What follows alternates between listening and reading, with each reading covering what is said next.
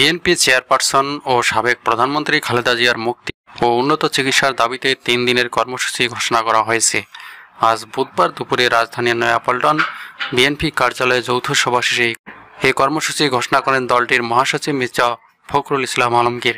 কর্মসূচির মধ্যে রয়েছে 29শে জুন শনিবার বিকেল 3টায় নয়াপল্টন অফিসের সামনে সমাবেশ, 1 জুলাই সারা দেশের মহানগরীগুলোতে সমাবেশ এবং 3 জুলাই সারা দেশের জেলা শহরে সমাবেশ অনুষ্ঠিত হবে।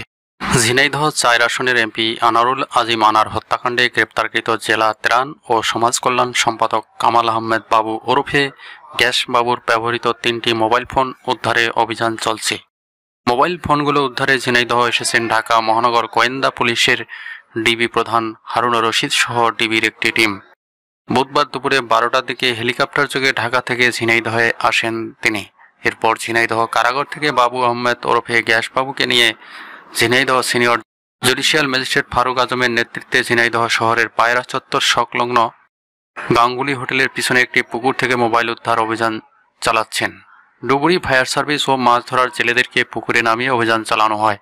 অভিযান চলাকালীন আইনশৃঙ্খলা বাহিনী ঝিনাইদহ শহর কঠোর নিরাপত্তা চাদরে ঘিরে রাখা হয়েছে। ঝিনাইদহ সদর থানা ভারপ্রাপ্ত কর্মকর্তার ওসি শাহিনুদ্দিন গণমাধ্যমকে এই তথ্য নিশ্চিত করেছেন।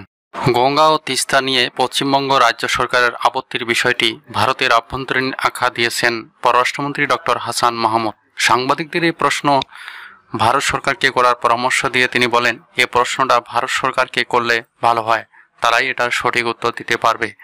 বুধবার ঢাকায় নিযুক্ত সুইডেনের বিদায়ী রাষ্ট্রদূত আলেকজান্দ্রা বার্গ ভন লিন্ডের সঙ্গে সাক্ষাতের পর গণমাধ্যমের সঙ্গে আলাপকালে এক প্রশ্নের জবাবে এই পরামর্শ দেন তিনি।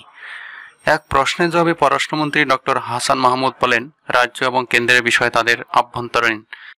আমাদের সরকার ভারতের কেন্দ্রীয় সরকারের সঙ্গে আলোচনা করে সমঝোতা স্মারক করে চুক্তি করে, ঐক্যমত হয় দ্বিমত হয়, সেটা তাদের একান্তই আভ্যন্তরীণ বিষয়।